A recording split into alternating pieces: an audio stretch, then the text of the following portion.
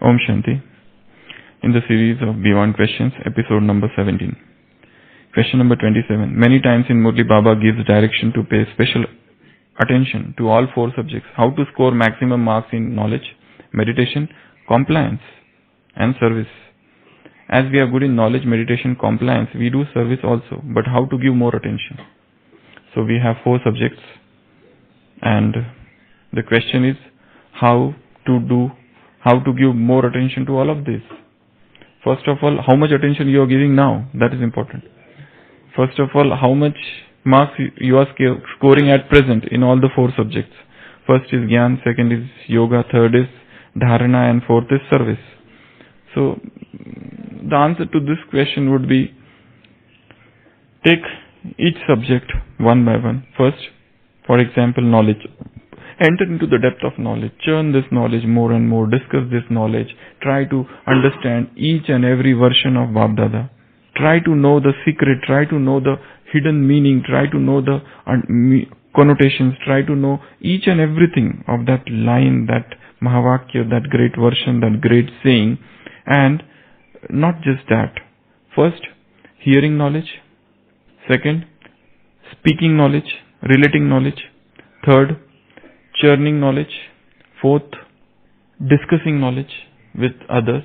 Then, bringing that knowledge, translating that knowledge into practice and to become the embodiment of that knowledge.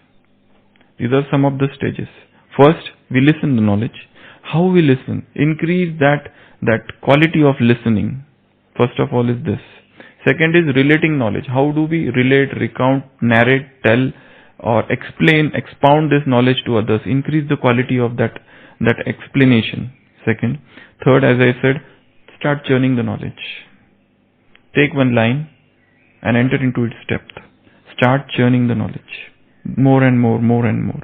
Fourth is start discussing this knowledge. Because without discussion of knowledge, this knowledge doesn't become clear. There are so many gray areas in the knowledge. There are so many areas where you need a deep brainstorming, where you need great discussion. Without discussion, this knowledge doesn't become clear. This is as clear as that. So, that is that. Then, utilizing this knowledge. Points of knowledge into practice. Suppose one point has come in the morning, you have to become an embodiment of tolerance. But throughout the day, if a situation comes where I need to pocket an insult and I am not able to do that, that means I have not utilized that point. I have not translated this knowledge into practice. This knowledge is just bookish. It is not turning into practical, it is not taking a practical shape, practical form. So unless and until knowledge translates into practice, we cannot say that we have become embodiment of this knowledge. Yeah, that's for that deep churning is required and checking is required. A lot of checking is required. This is not a one-day game. This is a long game. In this knowledge, it's just like that snakes and ladders. You just climb up and suddenly a snake comes and you are down. So it's like snake and ladder game, this knowledge. So for that knowledge, you require other thing. When you don't understand, you ask other how it is, how to go about it. I have not understood this point. What is the meaning of this point? You try to go to other people and ask them. Those you think are at a higher spiritual platform. Okay. And last is to become embodiment of knowledge. So all these things, there is one more. I think there are 7 stages in knowledge. We had discussed this in some of the class. One more is there. I'm forgetting that. Okay. So this is knowledge. Second is meditation.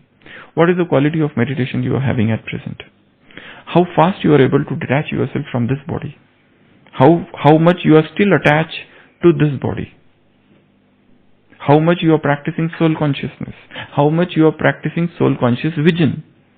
How much you derive that ecstasy, that experience of supersensuous joy and bliss while meditating? How much time you are meditating? How much time you sit down and meditate? How much time you meditate whilst you are walking and moving around? All things are important. So if you want to get maximum mark in meditation, in yoga, in your practice of concentration and all, so here you have to first of all increase your knowledge. And then meditation comes.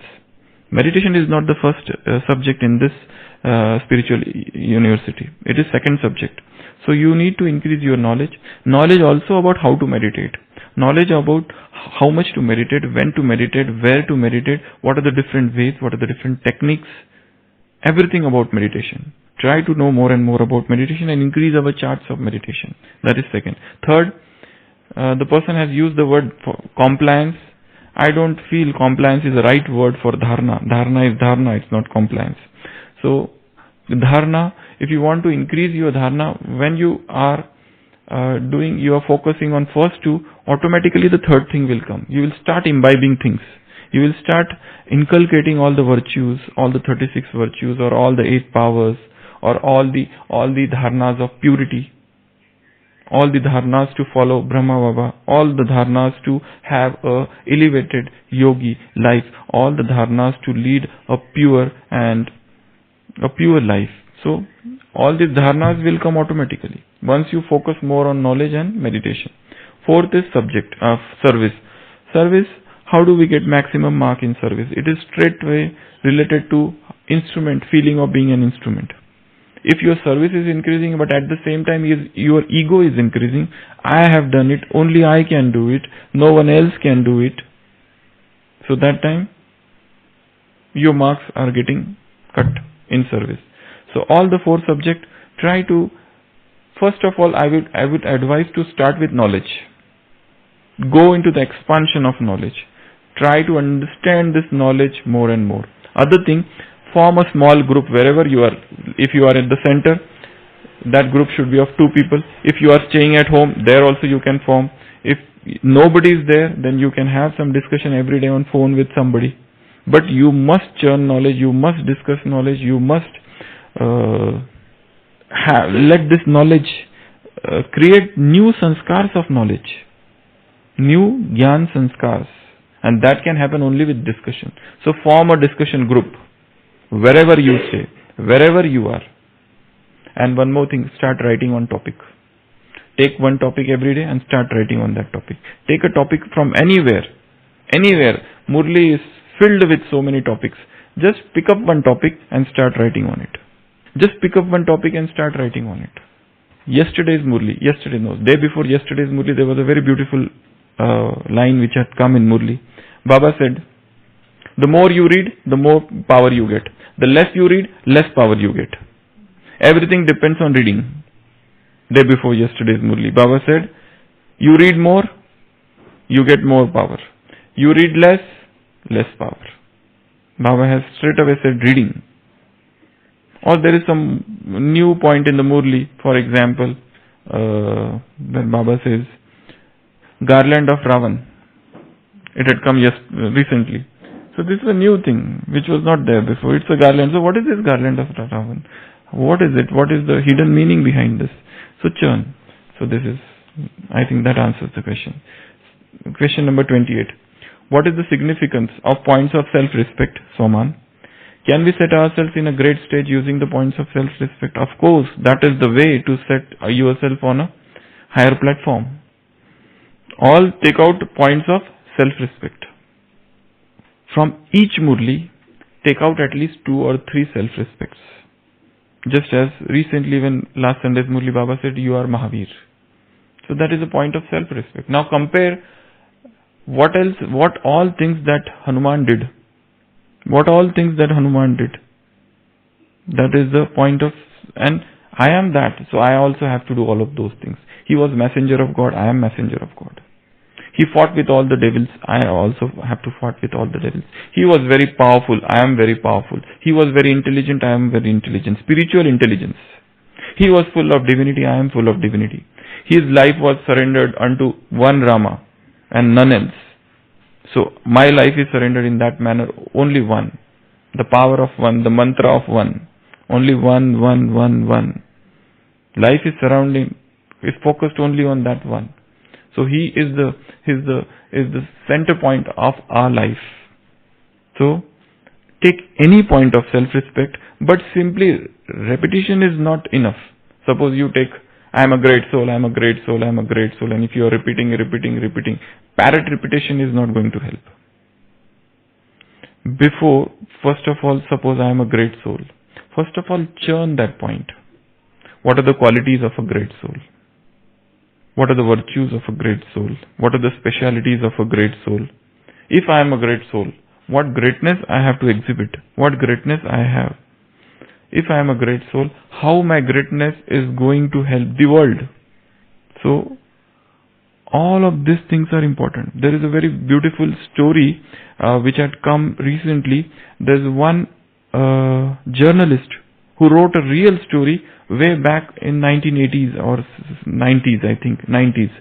He had written in his article in Times of India that I was once traveling in Gujarat.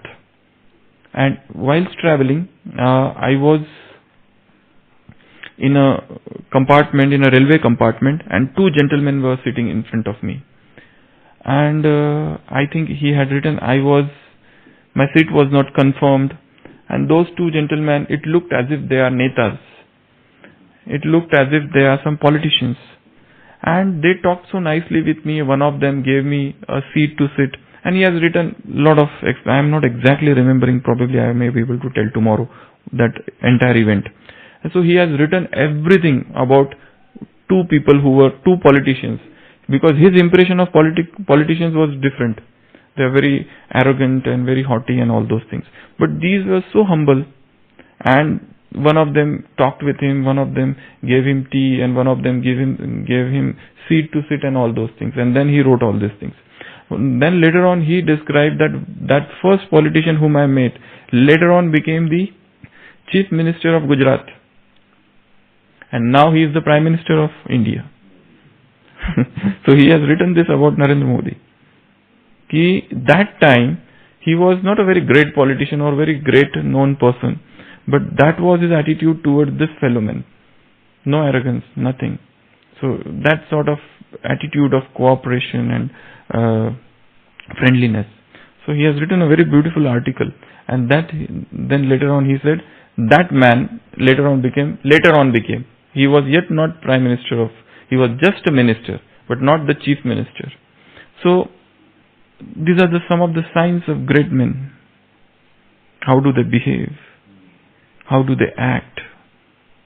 There is a story of President Abraham Lincoln while he was going for a Senate meeting, for some presidential meeting, and suddenly he was in his car and he was already getting late for the meeting, but he got up, and because one donkey was there and his leg was stuck somewhere, so he got busy in helping that donkey for a long time, and he got really late for that meeting.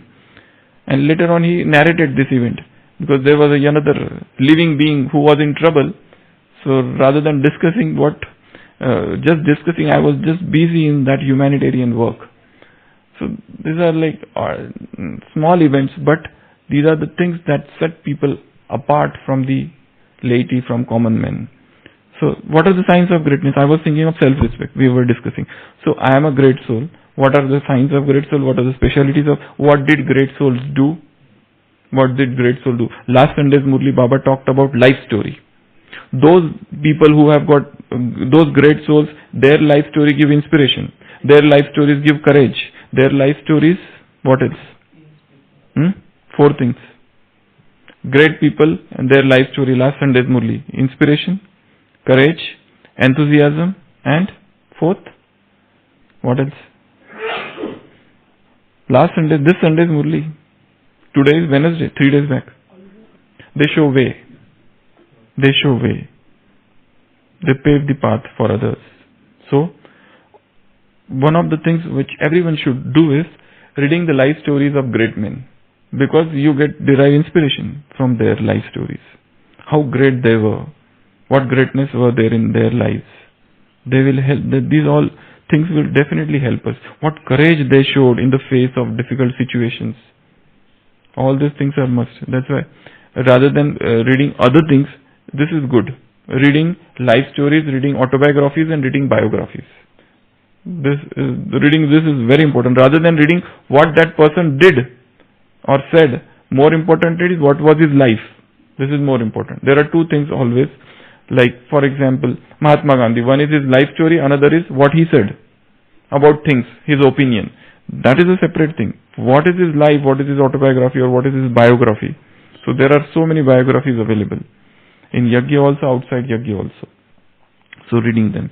So this is what is the significance of self-respect, because when you take some self-respect, it is not just parrot reading, just reading by rote, but churning it, experiencing it, going into the depth of it, understanding it, becoming an embodiment of that self-respect, that Swaman. I think that answers the question. Thank you.